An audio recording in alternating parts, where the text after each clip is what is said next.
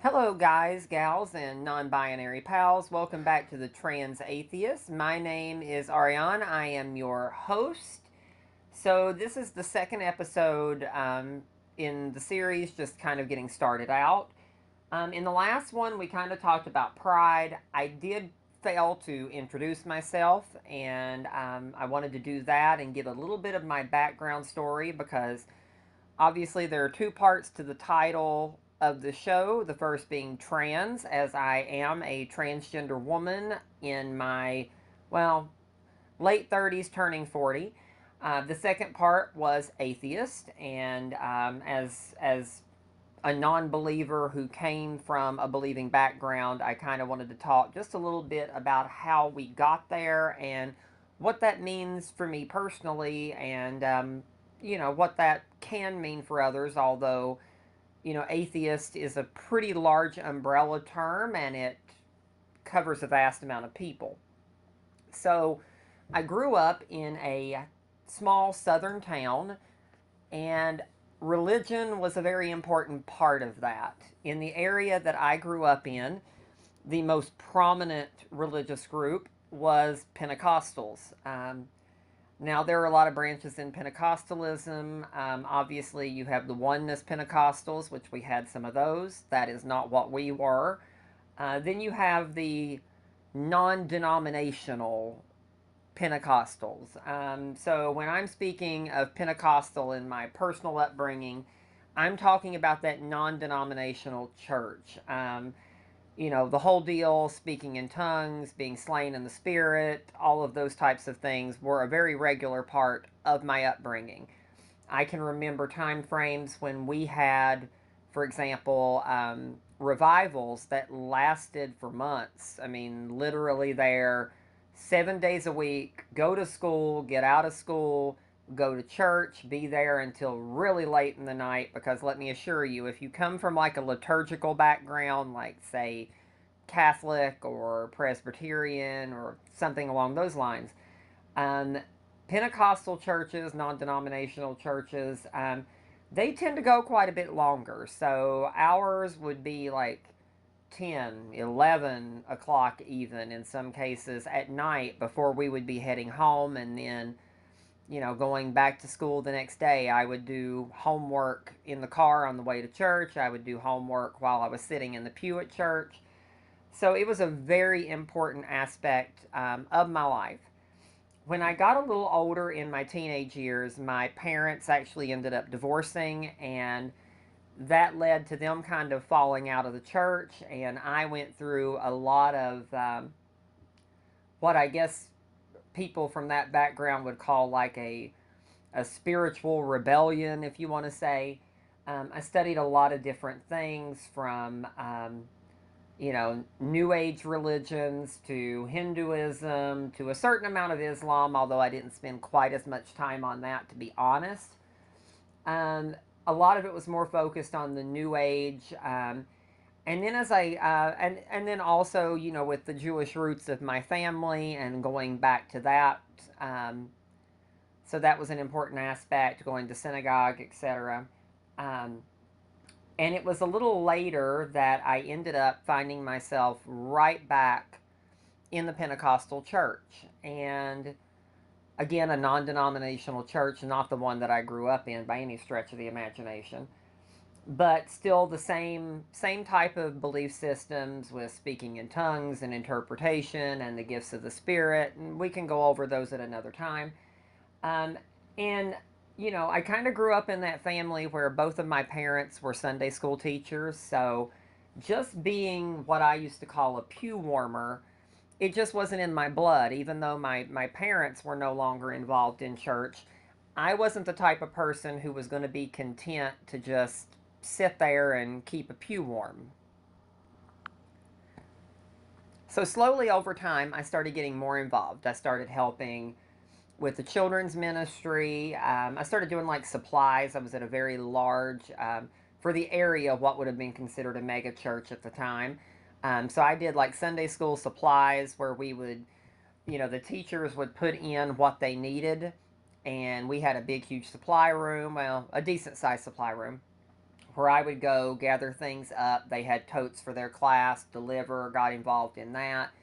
Eventually, I moved churches and got pretty involved there. I started out as an assistant with the children's minister and involved in puppet ministry, which actually was really, I enjoyed it, honestly, when it came to like the puppet ministry. That was kind of a fun thing to do, and it was entertaining for the kids. Eventually, I ended up launching my own ministry at the church, a tweens ministry for those kids that were kind of moving out of the younger classes, but not quite ready to move into youth. And I would do those. I taught that on Wednesday nights, and kind of served as an assistant to that children's pastor over the years. So, kind of moving forward, we had a bit of a family issue with someone in my family who was struggling with some health concerns. I was taking care of that, and ultimately lost them. And through all these years, I had known that there was something very, very different about me from at least how other people were seeing it. I didn't seem to blend in with what the typical quote unquote male uh, Christian or even non Christian in the community was. I knew that that didn't really match who I was. I mean, some of my youngest memories, I still remember as a child having shaggier hair and then having my family secretly like waited till I fell asleep and cut my hair because I would throw such a fit as a small child about the idea of having my hair cut. I mean, talk about a Samson and Delilah story. There was one for you right there. And I remember waking up from that and being in tears and telling, my family at the time, I'm not pretty anymore.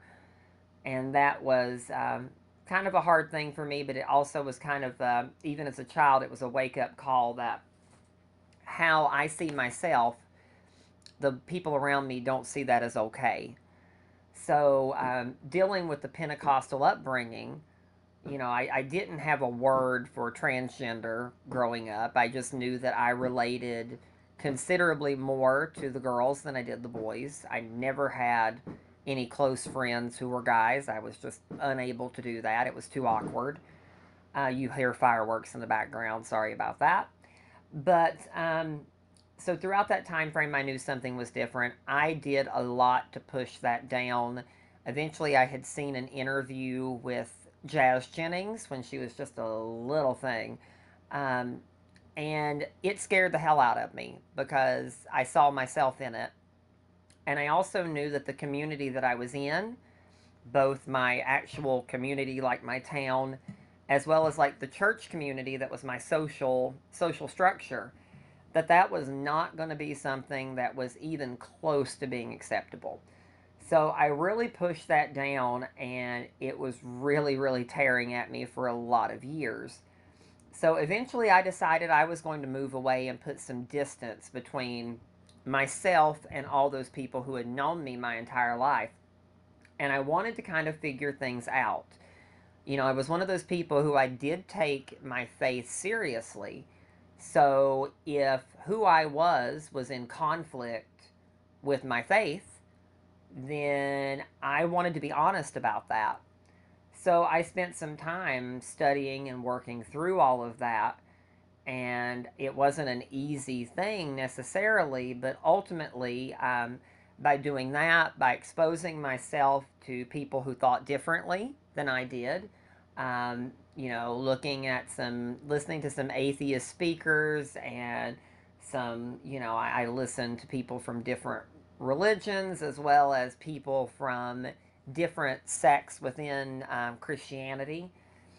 And through all that, trying to fit who I was with the Bible, I kind of came to a conclusion eventually of why.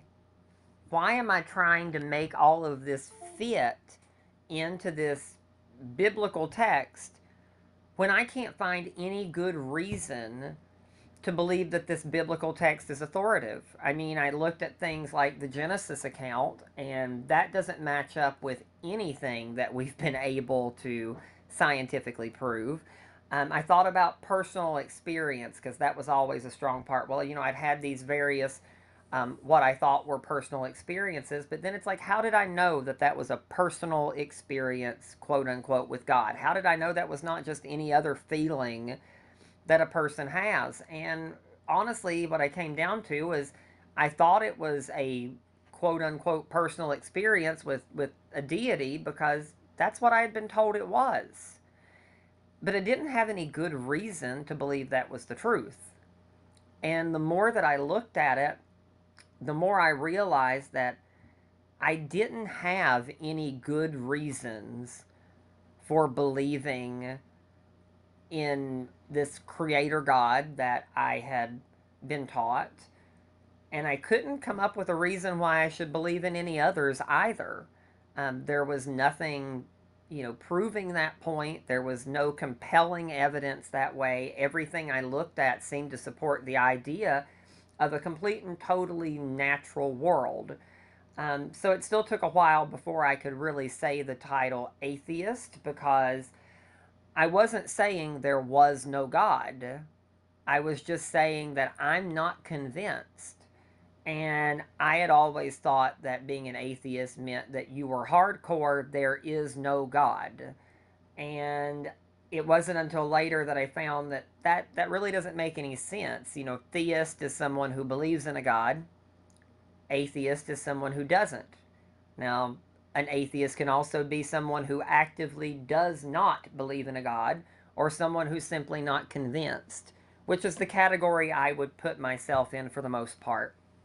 Um, in some cases, there are certain gods that I'm pretty thoroughly convinced do not exist. I mean, if we look at things like Thor and Poseidon, and I'm pretty thoroughly convinced those don't exist. I would go so far as to say with a lot of these religions, but I'm not saying there is no possibility. I'm saying that I don't see one, and with the null hypothesis, I'm going to go with there's none until something is proven to be there. So that's kind of a little bit about how I got where I am at this point. I would say that, it's like, do I have a problem, quote unquote, a problem with religion, so to speak? And to a degree, yes, I guess. I mean, I have a problem with believing things that you have no good reason to believe, but it probably wouldn't bother me nearly as much if religious people weren't using their views, their doctrine, their dogma to color the way that they're involved in society, from their voting, from the way that they treat one another. If it was just a personal view that you held, that you lived your life by, that probably wouldn't bother me all that much. I mean, I still wouldn't be thrilled that you believe something on faulty, in my opinion, faulty evidence, but I could deal with that. What I have a problem with, though, is we see it right now that Christians are the ones that push for almost, I mean, what I would call a theocratic move in the country. They want their religion in the classroom. They want to teach creationism, which is not a science. There's no scientific evidence for it. They want to go after trans people like myself, and they want to put that into law. They fought marriage equality, and they're fighting now to overturn it. They fought against a woman's right to choose, and now they have kind of won that battle due to having a Supreme Court that's packed with religious fundamentalists. And, in all of that, that makes me not so warm to the idea of religion. A religion, and I get it, because if it were true, it would have to color your perspective of life, I would imagine. But there's no good reason to believe it's true. So that's kind of the background on where I'm coming from, on how I see things, and how I've gotten here. It's still a learning process, it's still a moving process. I'm open to evidence when people can present it.